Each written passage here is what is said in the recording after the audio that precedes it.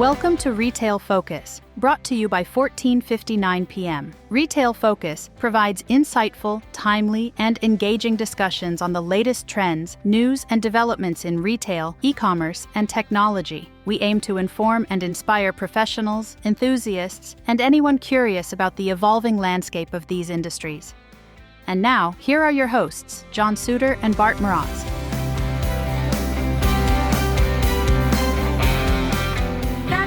Support for Retail Focus comes from Nerve Tonic Brand.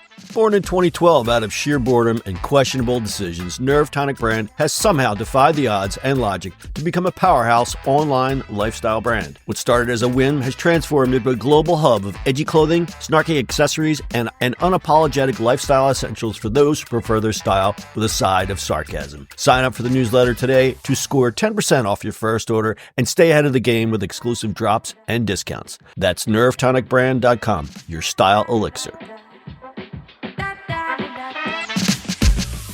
Hello and welcome to Retail Focus. I'm John Suder. I'm here with my co-host, Bart Mroz. He's back. Hey, with my friends, and Had to ride solo last week because Bart was on assignment. I was on assignment, yeah. Before we get started today, Bart, why don't you tell me what your awesome thing is for this week? Just trying to get through the week. It's been busy. The unawesome thing is it's raining. It's been raining. We've had a couple inches of rain here in Philly, and I guess it's all across the eastern seaboard. Yeah, although it's not high, which is, I guess, a good thing for the moment. Stay tuned. Stay tuned. Stay tuned, right? Next week, 2 weeks from now. Right. 100 degrees, just Stay full tuned. humidity. Some guy was complaining about Florida weather, and this guy did a duet on TikTok. Says, brother, this is the Florida season. You think it's hot now? That's why all the Floridians are out doing Florida stuff now, because Florida is preheating. He goes, we don't go out between June and September. We do all our stuff now. We do all our Florida stuff now. But when June comes, we're inside with the air conditioner. Yeah, everybody that is around Florida at the things, amusement parks and whatever else, that's not Florida people. Wow. They know better. They sure do. All right, my awesome thing is Pope Leo the 14th. Leo from Science. Oh, yes. Pope Leo the 14th, the first American pope. A Villanova math nerd who once mowed lawns for the Philadelphia Archdiocese. This is a true fact. There you go. From Chicago to the Vatican with a pit stop in Delaware County, he's got Philly roots deeper than your average pontiff. Go Philly. So Philly finally had something good happen for a change. It's been interesting. He's an interesting dude. Yeah, I like it. He's outspoken, which is good. There are some reasons I think that they have elected an American pope, but this is neither a religious discussion nor a political discussion. So we're going to move on. Nope. Congratulations to Pope Leo the 14th. All right, let's get started. It's everyone's favorite topic this month. Tariffs. There's a tariff ceasefire. And China agreed to a 90-day pause on most of the tariffs they've imposed on each other in the last month. The combined U.S. tariffs rate on Chinese imports will be cut to 30% from 145%, while China levies on U.S. imports will be cut to 10% from 125%. No mention was made of de minimis at this time, which means that goods ordered from Temu and Shine still subject to tariffs, albeit lower ones. The announcement came early Monday morning after officials from the two countries met in Geneva over the weekend for their first face-to-face talks on tariffs since President Trump's Liberation Day announcement last month that imposed 84% duties on Chinese imports, which later climbed to 125 and 145%. Markets surged on the news in early trading Monday, with the S&P 500 and Dow Jones Industrial Average climbing 2.6 and 2.5 respectively, and the Nasdaq rising 3.5%. Goldman Sachs analysts wrote in a note to clients earlier that the full set of U.S. tariffs would still be considerably higher and broader than expected by markets at the start of the year, and noted that the pause is only for 90 days, which should keep uncertainty high for both investors and businesses. It's a 90-day truce, not a peace treaty, but it matters. Think of it as a timeout, not a makeup hug. So let's unpack this. Over the past few years, both nations have been locked in a tit-for-tat trade war, slapping billions of dollars in tariffs on each other's goods. In just the last month, tensions had ratcheted up again, with new tariffs threatening everything from electronics to agricultural products. But now both sides are stepping back slightly to give negotiations another shot. The pros? The truce lowers the temperature in global markets. Markets get to unclench for a minute. Wall Street hates surprises unless it's earnings season, so a little predictability is nice. It also gives businesses some breathing room. Businesses can stop hyperventilating and maybe make some decisions without checking Twitter every 5 minutes. Companies relying on imports or exports now have a short, albeit very short, window to plan around the volatility. Politically, it shows both governments are at least publicly committed to resolving differences through dialogue, not escalation. Plus, they can claim they're de-escalating while not actually fixing anything. The pause is temporary. It's a Band-Aid. It's not a cure.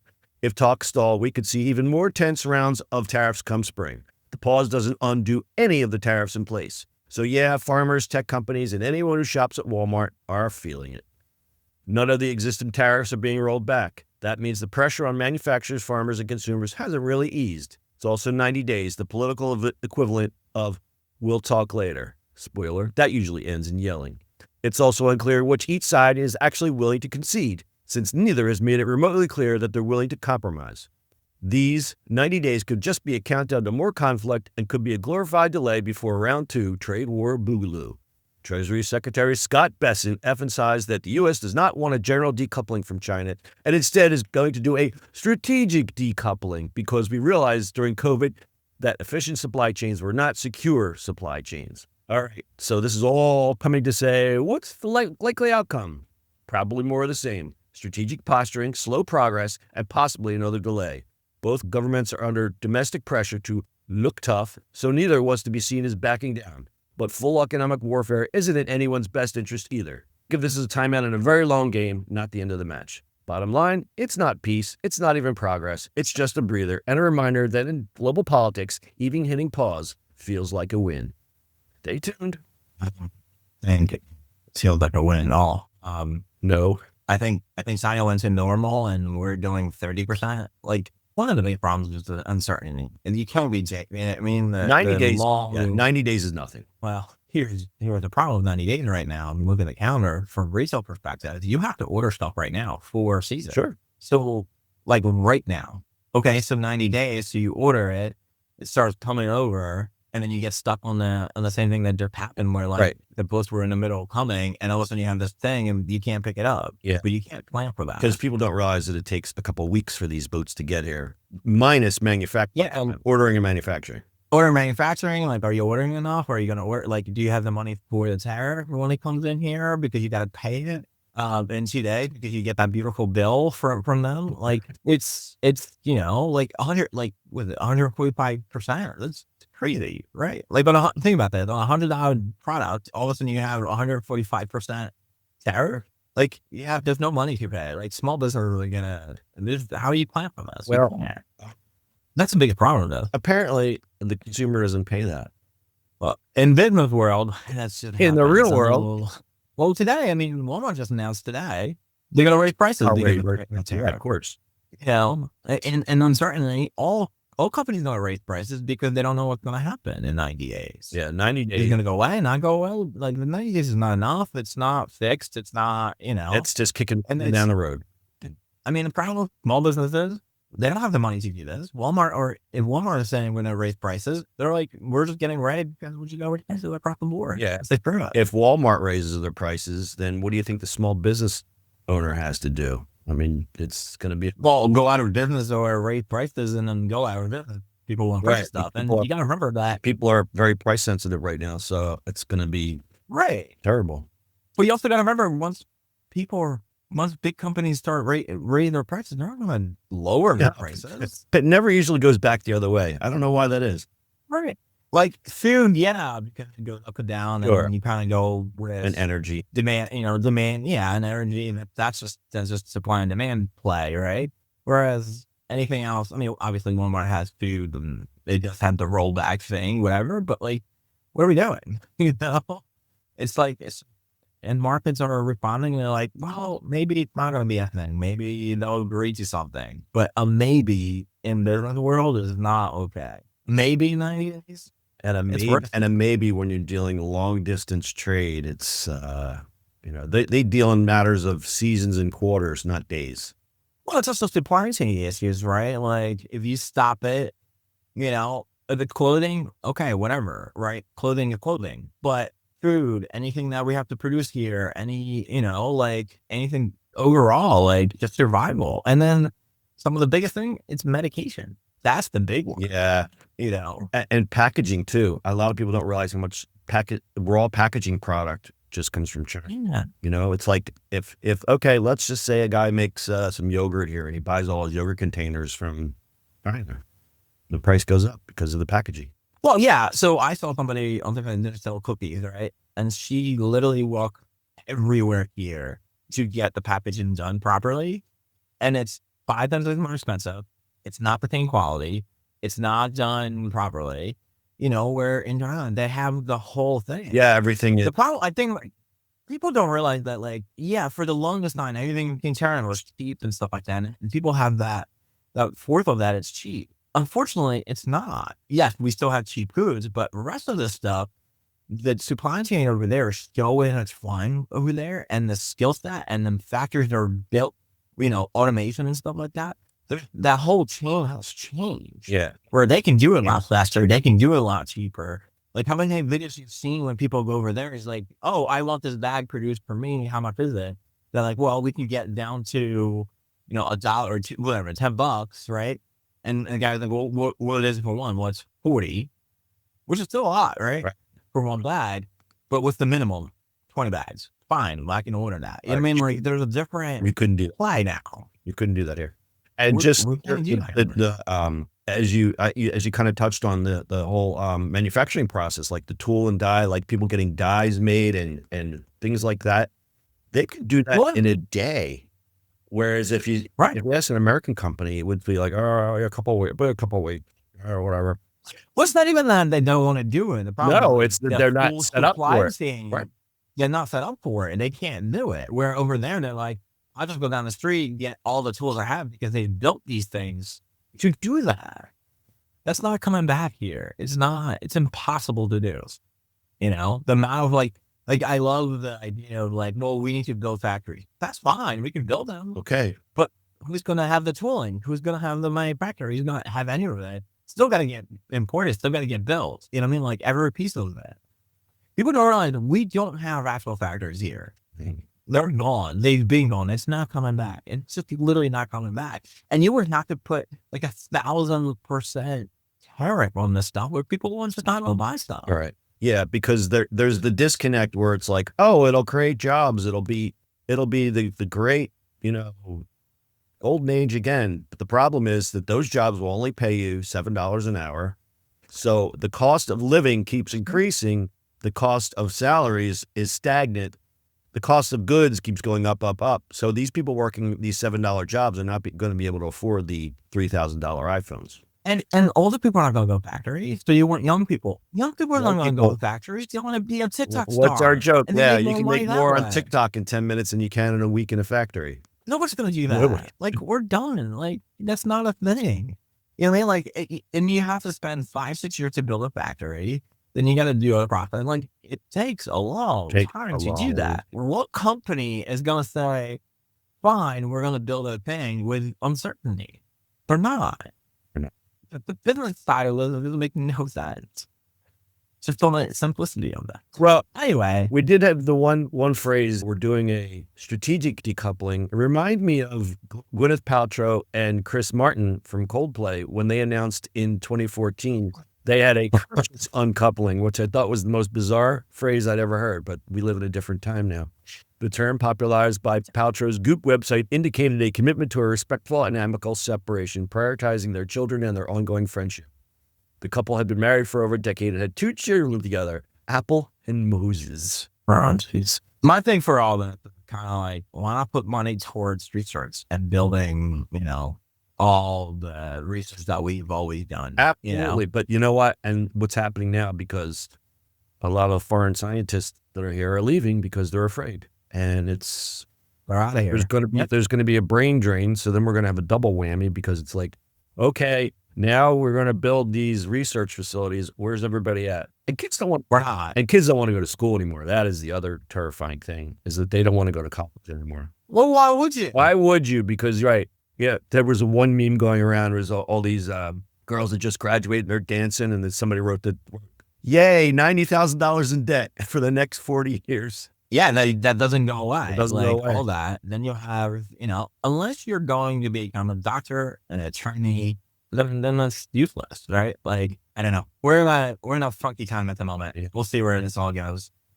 Not a good time to get a journalism degree, you're saying? Or a liberal arts degree? Well, I think that people confuse what liberal arts actually looks like, because liberal arts includes math and a whole bunch of other things that you don't think it includes. Oh, it has math. Forget it. I don't like math. I mean, it has a whole bunch of things that are actual. Understood. It's not just basket weaving, my friends. Underwater basket weaving. Not only that. Aerobic basket weaving. All right, we're going to move on. Our next story. Magento hack. In e-commerce platform troubles this week, hundreds of Magento-powered enterprise websites were backdoored by malware that executes malicious code into the browsers of visitors, allowing it to steal payment, information, and other sensitive data. The infections are a result of a supply chain attack that compromised at least 3 software providers with malware that remained dormant for 6 years but became active in the last few weeks. Now that's playing the long game. In one of the most significant cyber attacks on e-commerce platforms to date, over 4,000 online stores using Adobe Commerce and Magento have been compromised through a critical vulnerability known as Cosmic Sting. So what happened? Attackers exploited this flaw to steal cryptographic keys, allowing them to inject malicious code into checkout pages and siphon off customer payment data. Even after some stores applied patches, the stolen keys remained valid, enabling continued unauthorized access. So who's affected? Approximately 5% of all Adobe Commerce and Magento stores have been impacted, including major brands like RayBan, National Geographic, and Whirlpool. So the takeaway? This incident underscores the critical importance of timely software updates and comprehensive security measures.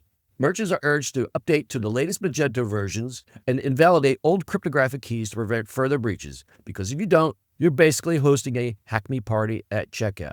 Stay vigilant and ensure your platforms are secure to protect both your business and your customers. Man, we haven't heard that name in a while. Man, this was dormant for 6 years. That's crazy. Yeah, they are. It's weird. I mean, I haven't heard Magento in so long. It's been a minute. That's all I got, bud. That's all you got? All right, Bart has no comment on that. Yeah, we can talk about it. We haven't touched Magento in a long time. So. Just give me your take on security. That's all. We'll move on. Well, when it comes to, when it comes to any e-commerce platform, you can just make sure everything's updated all the time. Your code is updated. Work with a really good vendor, basically, and everything checks out and secured. That's pretty much always been our thing, right? Like, it's really interesting that people don't. It's weird that it was dormant for that many years. Yeah, because you think about whoever wrote the code. Are they still alive? Do they still believe in what their mission was 6 years ago in stealing or doing whatever malicious activity they were hoping to do? Like 6 years, right? Years, which is really, really weird. The other thing that struck me is that, okay, so we worked in Magento for a long time, and we worked with some mid-tier brands, and we were always, with Bob, it was always security first, everything must be secure, which, how can brands like RayBan, National Geographic, and Whirlpool be that lax in their security to be affected? And I don't even know what the other brands are. I mean, it says 5%. 5% doesn't seem like a lot, but that's a lot. If you got I don't know. Magento stores, so how many Magento stores are left? Then you take that number, take 5% of that. That's a huge number. That's definitely a huge number, my friend. Are these guys still employed? Well, yeah. I mean, Magento always had this issue of, remember when it started with it? Like, it's a different platform. Yeah, it's a PHP based, so a lot of people who were in WordPress play kind of started developing on it. Right. Without realizing that, like, no matter what platform you develop on, you have to understand e-com. Like, e-commerce is not just the system is just put together, right? Like, Magento is you have to have a lot of people to work on it. It is it's very custom. You have to work it, right? It makes sense for a lot of people, depends on what they're selling, things like that. People go to like Shopify, which is secure for them and stuff like that. They have their own issues, but for the most part, the checkout is secure and locked down. It's, understanding when it comes to e-com, because you're dealing with credit cards and people with money, security is number one. I don't care what that is. Like, what are we doing? Number one. So which one of that Magento is the self-hosted one, like Shopify? Is that Commerce? The Magento one, it's still Magento. It's still Magento. But it's The not- Adobe Commerce is. They don't have a really self-hosted version. I thought they did. down. That's what they do, but that's Adobe Commerce. Adobe Commerce, self-hosted? right? Okay, that's what I was wondering. Adobe Commerce. So their self-hosted one got. Adobe Commerce is their big. It's their corporate. Their Shopify wannabe. Well, no, it's their big humongous system. Whereas the Magento is the open source. You can Yeah, do you on your own. self-hosted. You do whatever just you got to be careful. But the self-host, but the Is that the open source? The open source one, you put on your own server. Adobe Commerce, you use their platform. Okay, got it. All right, we're going to move on for our final story. This is a big one. The Saudi AI initiative. Yeah, so guess who's throwing $600 billion with a B at artificial intelligence like it's a clearance sale at a tech expo? That's right, Saudi Arabia. The kingdom, famous for oil, camel racing, and futuristic cities with questionable air conditioning, is now trying to become the next AI superpower. Enter Humane, their new state-backed AI venture. It's like OpenAI, but with a bottomless money and royal approval. The plan? Build mega data centers, develop Arabic language models, and somehow make sand and semiconductors mix. The multifaceted initiative emphasizes defense, AI, energy infrastructure, and healthcare, with a notable $142 billion directed towards U.S. defense contractors. Significant investments in AI include a $20 billion commitment from Data Vault for data centers in the U.S. and a joint $80 billion investment from major U.S. tech companies to advance technologies in both nations. A $10 billion partnership aims to create a global AI hub in Saudi Arabia, expected to generate $20 billion in U.S. AI revenues and create 11,000 jobs by 2040. The package includes $14.2 billion in energy solutions and $2 billion for infrastructure projects, highlighting U.S. companies' roles in Saudi modernization. Of course, the U.S. tech giants heard $600 billion and came running. NVIDIA is dropping 18,000 of its latest Blackwell GPUs into the desert like it's planting servers in a sandbox. AMD is going all in with a $10 billion commitment, because why not? And Amazon, they're just tossing $5 billion in to build an AI zone, which we assume is just AWS with extra gold trim and falcons. But wait, there's geopolitical spice too. The U.S. just lifted export restrictions on high-end AI chips to the Middle East, meaning Washington's basically saying, sure, take the chips, just don't let China get there first. This isn't just about dollars, it's about influence. The U.S. is reasserting its leadership in a region increasingly courted by China and Russia. For investors, this opens the door to long-term tailwinds in defense and energy stocks and could set the tone for an era of foreign policy that actively leverages American corporate strength. Global capital is still clearly betting on U.S. innovation, and Washington is eager to help it find out. While the scale of the investment is unprecedented, the success of this initiative will depend on effective implementation and the development of local talent to support the local AI ecosystem. This is all part of Saudi's Vision 2030 plan, their massive effort to diversify away from oil before the world stops lighting things on fire for fuel. AI is the new pet project, and they're not playing small. Will it work? Maybe, maybe not. Money buys infrastructure, but it doesn't always buy talent, ethics, or actual innovation. You can't just brute force your way to AI dominance. Anyway, stay tuned. The world's richest kingdom is trying to build the world's smartest machines. What could possibly go wrong? So we had a cast of characters there at the investment forum. President Donald Trump, Crown Prince Mohammed bin Salman, he hosted the forum. Jensen Huang, CEO of NVIDIA, he announced his supply deal with Humane, and our old friend Elon Musk, plus other stars like Sam Altman, Adam Selipsky, CEO of AWS, and Arvind Krishna, CEO of IBM, spoke about the company's long-term partnership with the kingdom and its role in advancing AI infrastructure. So it was a who's who at this summit. It was like the Davos for AI. Pretty interesting. Yeah, it's interesting. I just saw the IBM guy talk, last week at that conference. So I followed the CEOs about a lot of AI stuff. Elon's a bit of a grok. He has things. Yeah. And the funny thing is, him and Sam being in the same room is always funny. Yeah. Because they don't like each other. Which is what it is.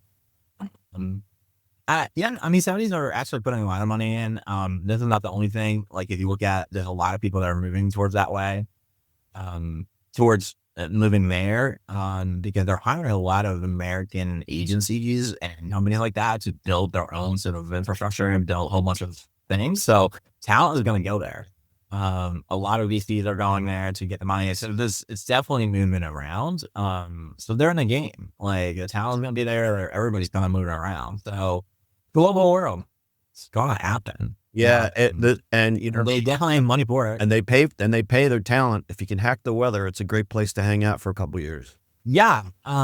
Which is interesting how they're gonna cool these computers down because AI is taking a lot of energy. Yeah.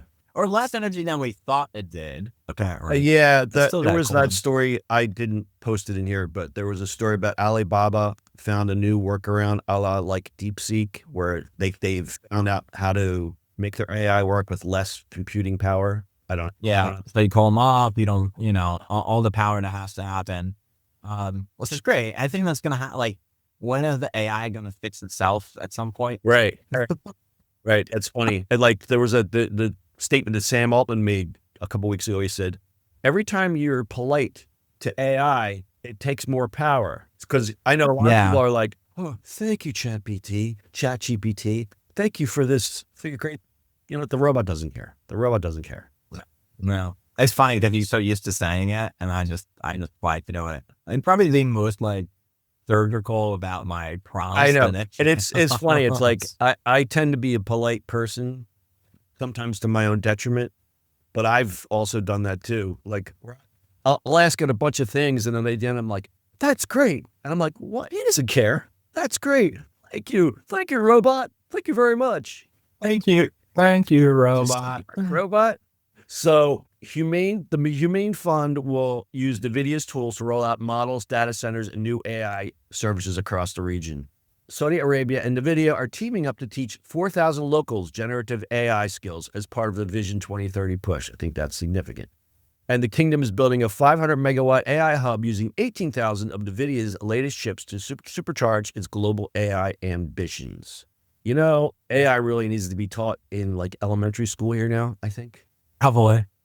I think it should. Yeah. Pretty much. Unless it's A1. My favorite condiment. That's too funny. That's it. All right. No more quotes on the Saudi AI project. It's pretty interesting. They're all just trying to buy influence, and they got the money for it, so good for them. I just hope it pans out the way it says it will, and the dollars come back to the good old US of A for some of this. That'd be very good, my friends. That'd be very good. And you can send it to me. I'll put my address below. That is it for this week. We hope you learned something, but if not, at least you wasted some time. We'll be back next week with more questionable advice and unsolicited opinions. If you enjoyed this episode, please rate, review, and subscribe. If you prefer the video experience, you can check out our YouTube channel. And lastly, check us out on the socials. We're on Bluesky, Twitter, and Facebook. And if you sign up for our newsletter, you'll get extended show notes, recaps, and behind-the-scenes info on the show. Links are in the show notes. Bart, closing thoughts. Stay friendly, my friend. Stay friendly. I like that. Stay friendly. Until next time, may your internet be fast, your video calls be clear, and your mute button always work when you need it most. Yes. What do you do now?